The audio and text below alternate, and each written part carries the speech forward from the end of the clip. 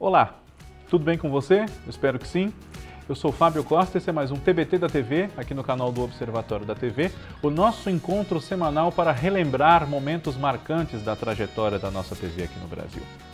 Hoje vamos falar de uma novela que está completando 40 anos em 2024 e que está no ar agora para quem acessa um canal da modalidade Fast do Viva, né? Amor com Amor se Paga, de Ivani Ribeiro.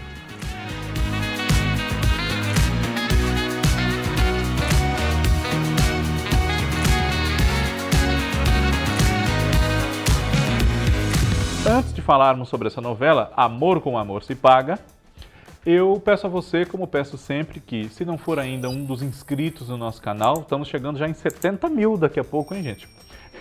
Inscreva-se para ajudar a gente a chegar nesse número, inclusive, né? Pense com carinho na possibilidade de ser membro, clique aqui embaixo, seja membro e você entende como se contribui, quanto custa, como paga, etc. É pouquinho, viu? Não vai assustar ninguém. Deixe seu comentário, seu like, ative o sininho para não perder os nossos vídeos e, por último, mas não menos importante, compartilhe este e outros vídeos nossos que você assistir com os noveleiros que você conhece. Assim, tudo isso que eu falei antes vai aumentando cada vez mais, né? E o nosso canal chegando a pessoas às quais ele eventualmente ainda não tenha chegado. Bem, Amor com Amor se Paga, como eu disse, é uma novela da Ivani Ribeiro, que estreou na TV Globo, novela das 6, né? Em 19 de março de 1984. E foi a segunda novela da autora na TV Globo, né? A Ivani faleceu em 1995 e estreou na emissora no finalzinho de 82 com uma novela chamada Final Feliz. Né? Amor com Amor se Paga foi o segundo trabalho dela lá e o primeiro de uma sequência de adaptações, releituras, remakes, enfim, de obras que ela havia escrito para outras emissoras, a TV Tupi e a TV Excelsior. Né?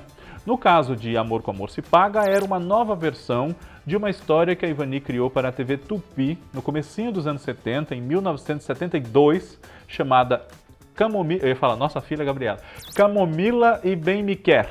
Né? Inclusive temos aqui na nossa playlist do TBT da TV um especialmente sobre Camomila e Bem Me Quer.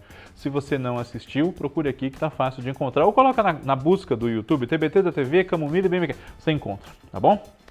O personagem central dessa história, que é inspirada num texto de teatro muito famoso de Molière, né, o Avarento, é um homem chamado Nonô Correia, que virou um sinônimo de pão duro, de avarento, de mão de vaca. Né? Inclusive o nome da novela por pouco não foi Mão de Vaca, dessa versão, Amor com Amor se Paga. Né?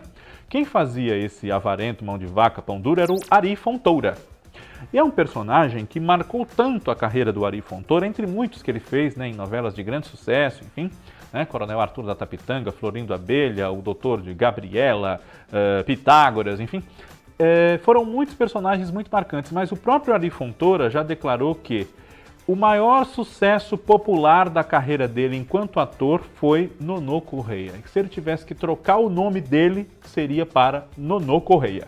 Justamente por conta do fenômeno de popularidade que foi esse personagem. Por quê? Um personagem tão desagradável, que é isso que o seu Nonô é, né? Ele é muito desagradável, um mala, é uma pessoa cuja presença incomoda muito, né? Porque ele é muito, como a gente fala hoje em dia, né? Ele tem uma paranoia muito grande com a coisa de economizar, de não gastar dinheiro. Então o que ele faz? Ele acorrenta a geladeira da casa para ninguém dar aquela boquinha fora de hora, né, na geladeira. Ele conta os ovos, ele quer que um frango dure uma semana.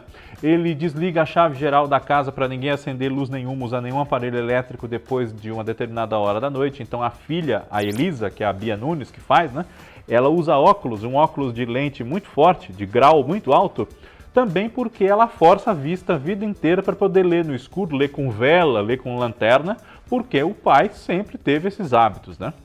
E não só ela sofre, como também o irmão, que é o Tomás, papel do Edson Celulari, e a pobre da empregada, que é a Frosina, né? A Berta Louran.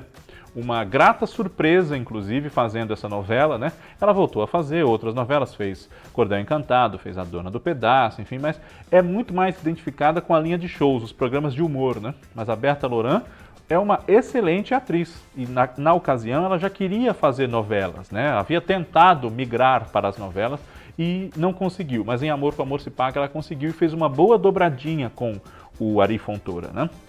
Era uma empregada que estava na casa desde o tempo em que a mulher do seu nono era viva e ao leito de morte da patroa ela prometeu cuidar dos filhos dela, já que o seu nono tem esse negócio de ser pão duro, economizar, enfim, é um péssimo pai, né?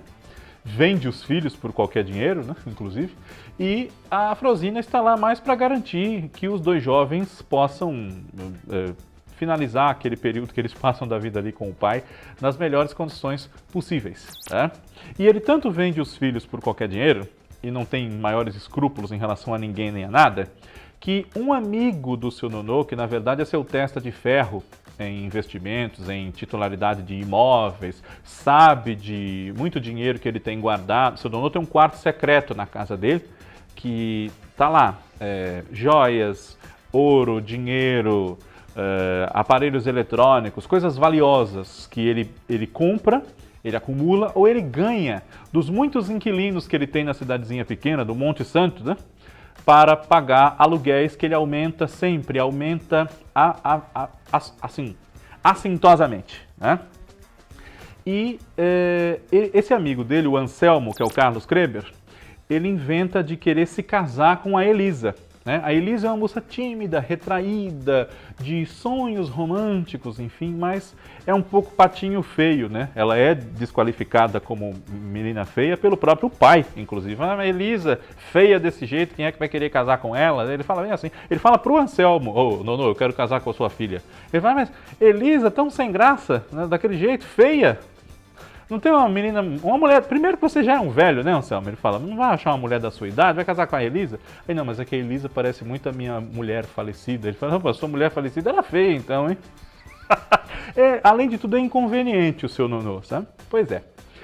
E é claro que viver com esse homem é um tormento, né? Não só para quem mora na própria casa com ele, mas para a cidade toda, porque ele tem muitos imóveis, né, dos quais ele recebe aluguel, e trata mal todo mundo que especula em torno do dinheiro que ele tem, dos bens que ele possui. Né? Alguns dos inquilinos e de pessoas ligadas a ele também de outras maneiras em Monte Santo, por exemplo, são Dona Judite, que é a personagem da Chica Xavier, né? Ela faz doces, faz salgados para fora, né? Especialmente para abastecer um restaurante, que é o Recanto, cujos donos são um casal que vive em crise porque a mulher tem muito ciúme do marido, né? Santuza, que é a Wanda Estefânia. E esse marido é o Tito, o Flávio Galvão. Né? Dona Judite aluga uma casa do seu nonô, onde ela mora, e ela subloca essa casa para inquilinos. Mas ela diz para todo mundo, pelo amor de Deus, não dizer que mora de inquilino com ela, pagando aluguel, porque senão o seu nonô vai aumentar ainda mais o aluguel, e é aquela coisa, né? Então, moram na casa da Dona Judite um rapaz chamado Gustavo, que é o Kaique Ferreira, de origens um pouco nebulosas, bastante ambicioso, e que vê na Elisa uma oportunidade de se dar bem na vida, casando-se com ela e entrando no dinheiro do seu nonô, né? Depois ele fica apaixonado por ela sinceramente, mas aí ela não quer mais, porque descobriu que ele só se aproximou por interesses, as coisas de novela, né? E outra pessoa que mora na casa da Dona Judite é o tio Romão, um homem igualmente de origem nebulosa. Você não sabe se ele é um anjo, se ele é um fugitivo, se ele é uma pessoa desencantada com a vida que foi para longe, enfim. Papel do Fernando Torres, né? O tio Romão sempre tem uma palavra de conforto ou de sabedoria, uma lição de moral para te dar, enfim, né? De acordo com o que acontece, o que você confidencia a ele. E é daí que vem, né? Ele serve um chazinho para você soltar o seu problema, né? E é daí que vem o nome original da novela, Camomila e Bem Me Quer, né? Porque o tio Romão, na novela original, era o Cláudio Correia e Castro. E ele servia o chazinho de Camomila e Bem Me Quer, né? Ali para as pessoas que iam conversar com ele. Tio Romão e seu nonô são figuras naturalmente opostas. Inclusive o seu nonô chega a ter um medo dele, porque ele já chega na cidade falando do dinheiro que está escondido, Então como é que ele sabe daquilo, né? É uma pessoa realmente sobrenatural, extraterrena, né? Está além das nossas capacidades e parece saber de tudo, né? Inquilino do seu nonô e médico da família é o Dr. Vinícius, papel do Adriano Reis, casado com Dona Helena, a Beatriz Lira, né? Dona Helena reclama muito com o Dr. Vinícius que eles não têm dinheiro para fazer frente às despesas da família, né? Eles têm 3 filhos. Mas, na verdade, o que ela reclama mesmo é que o Dr. Vinícius às vezes nem cobra as consultas dos pacientes dele, porque é um médico muito boa pessoa, muito generoso, desprendido de valores materiais, né? Mas a Dona Helena já é mais consumista, mais gastadora, né? E muito parecida com ela é a filha mais nova, a Bel, que é a Narjara Tureta, né? Mais parecida com o espírito do pai, embora seja filha adotiva, é a Mariana, personagem da Cláudia Hanna, que gosta do Tomás, e o Tomás gosta dela, né? Para desespero da Bel, que também gosta do Tomás. Ela é invejosa, mesquinha, essa menina, né? E há um outro rapaz que é snob, metido a besta, foi criado na cidade grande com uma tia e está estudando lá, enfim, ele não gosta muito dessa família dele, né? O Renato, que é o Miguel Falabella. Ele até demora um pouquinho para aparecer na novela. Renato se interessa, se envolve romanticamente por uma professora chamada Ângela, que também chega na novela com o bonde andando, né, por assim dizer. É a personagem da Júlia Lemertz. Ângela é filha da Dona Judite. Só que a Dona Judite é negra, a Ângela é branca, né? Então ela fala para todo mundo que a Dona Judite é a babá dela. Ela não fala que é a mãe, porque ela tem vergonha de ser filha dessa mulher que é negra, dessa mulher que é pobre, e ela não quer que aquilo atrapalhe, por exemplo, na conquista de um bom partido, né? No caso, o Renato, ela vê como um. E o Renato rompe tudo com ela quando sabe que ela é filha da doceira negra, Dona Judite, né? E embora na vida real, ao contrário de tudo isso, o Miguel Falabella, que não é preconceituoso, não é racista, tenha estabelecido a partir daí uma relação de mãe e filho mesmo, né? A Chica Xavier e ele, como ele mesmo nos conta, né? Numa longa entrevista que ele deu para o projeto Memória Globo. Pois bem, na cidade, eu falei do Anselmo, o Anselmo tem uma irmã que cuida dele como se fosse mãe e como se fosse esposa, ela sufoca esse Anselmo de cuidados, né? Dona Elvira, que é a Wanda Cosmo.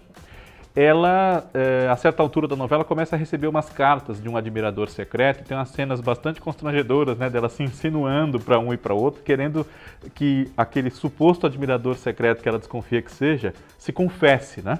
Depois ela descobre que o admirador secreto é o puxa-saco oficial do prefeito da cidade, o Tunicão, que é o Lajar Mussures, né?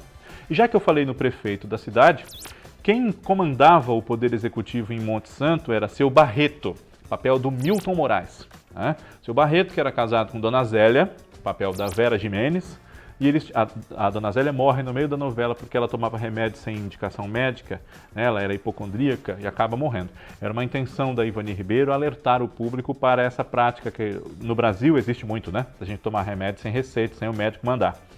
E eles tinham 2 filhas, uma capetinha, pequenininha, né? A Camilinha, que era a Giovanna Pieck, e uma moça já ali que regulava em idade com a Mariana, com a Bel, né? Que é a Iris, personagem da Graziella de Laurentiis. Você já deve ter, se você não liga o nome à pessoa, né, você já deve ter ouvido esse nome, mas Graziella de Laurentiis é muito conhecida por ter sido a dublê, por assim dizer, da Glória Pires em Mulheres de Areia, quando eles precisavam da Ruth falando com a Raquel, né? Ela estava com a roupa de uma, a Glória Pires com a roupa de outra, etc, né? E também aquela noiva do Anjo Mal, que passava os produtos daquela marca de cosméticos, que eu não direi o nome, né? E o Anjo Mal com a mesma Glória Pires, né? Além dessas pessoas, né, havia na família do seu Barreto o Sérgio, que era o Paulo César Grande, sobrinho dele, e que era verdadeiramente obcecado pela Mariana, né? Ele não aceitava o fato de que ela queria o Tomás, não queria mais ele. Eles tinham sido namorados, mas ele não superava esse fim do romance, né?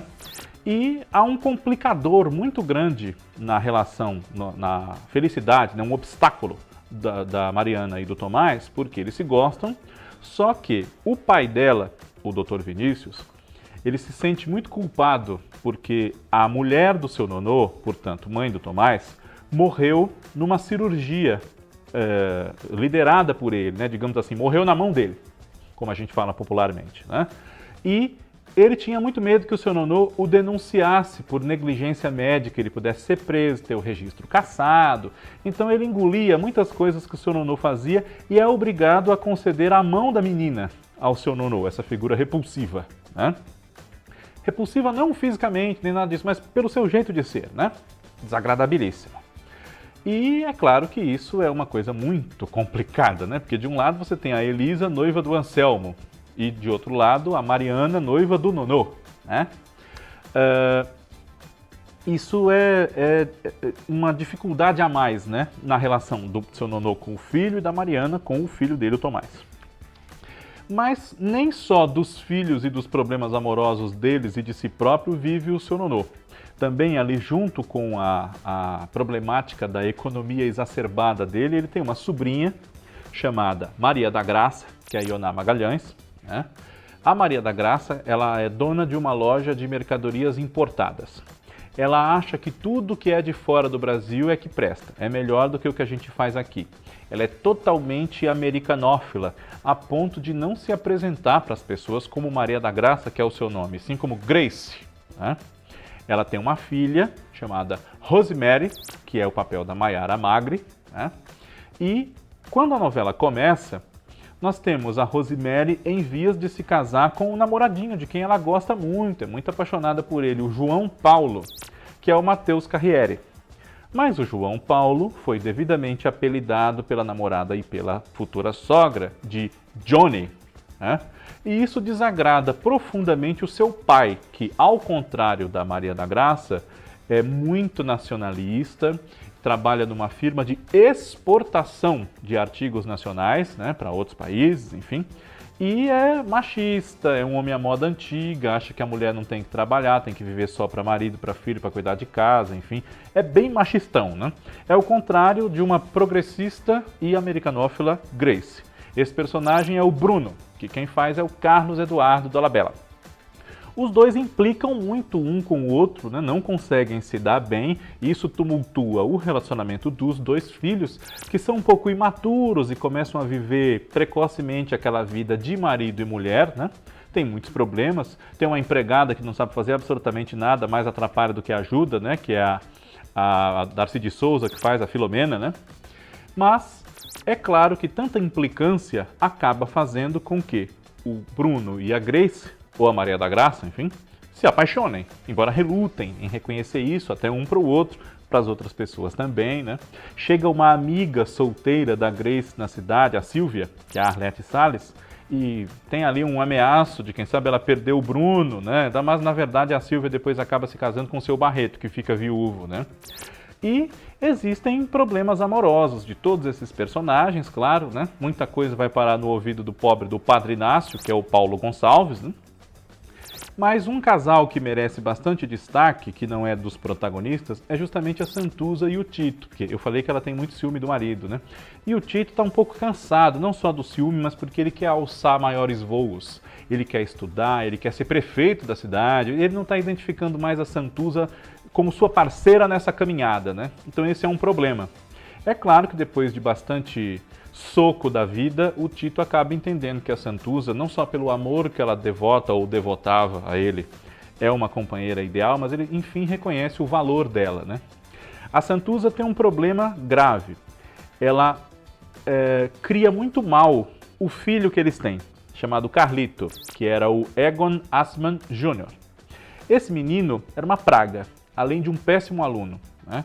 Ele maltratava muito um primo, que era órfão, filho da irmã da Santuza que morreu, e morava ali com eles, o Zezinho, que é o Oberdan Júnior, né? O primo fazia as lições dele, por exemplo, e dizia que era ele que tinha feito. E o primo, por mais que tentasse viver feliz ali, ele era muito infeliz com aquela tia, com aquele tio, com aquele primo, né?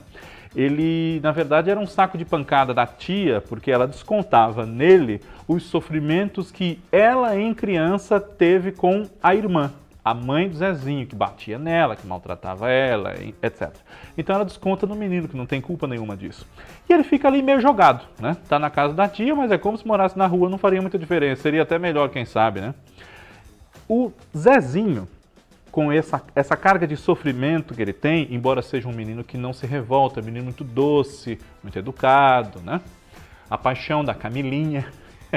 O Zezinho, ele opera na vida do seu Nonô uma grande transformação. Primeiro ele entra na casa sorrateiramente e acaba descobrindo por acaso o tal quarto do dinheiro que o velho esconde, né? E o seu Nonô precisa manter esse menino consigo para que ele não abra o bocão para toda a cidade sobre aquilo. Mas aos poucos, a convivência com aquele menino, que não é filho dele, mas por ter uma infância infeliz, de privações, é um pouco uma identificação que o Nonô tem com a sua própria infância infeliz e de privações, né? Ele era muito pão duro porque foi muito pobre, foi muito escorraçado de vários locais por querer apenas comer, né? Então aquilo o perturbou psicologicamente a ponto dele ser esse grandíssimo pão duro, né?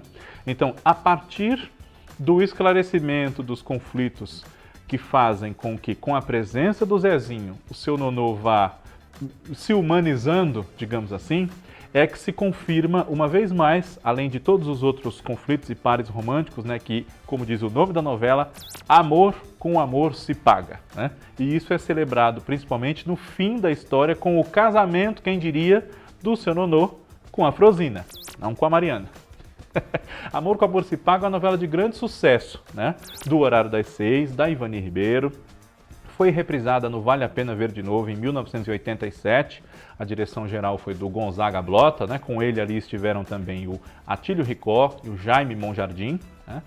E no elenco também estiveram o José Carlos Sanches, a Ana Ariel, o Mário Cardoso, né? A Cláudia Freire, que era a Dona Nancy, que gostava do patrão, o Bruno, né?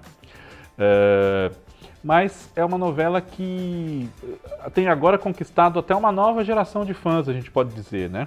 Muito celebrada. Tem gente que vendo agora ou revendo se decepcionou um pouco, porque a novela demora muito a começar a acontecer realmente a história, né? Essa união de seu Nonô com o Zezinho demora muito para acontecer, como inclusive foi relembrado aqui no Fábio Costa Entrevista pelo Nilson Xavier, que foi o nosso primeiro convidado, né? Um abraço para ele. E muita gente segue gostando também de outra forma, né? Seduzindo, encantando uma nova parcela de fãs que conhecem agora, já no século XXI, Amor com Amor se Paga. E mais essa obra da Ivani Ribeiro, depois de nós termos muitos anos de reprises, apenas de umas 2, 3, né? TBT da TV semana que vem está de volta. Um abraço para você, obrigado pela sua audiência. Tchau.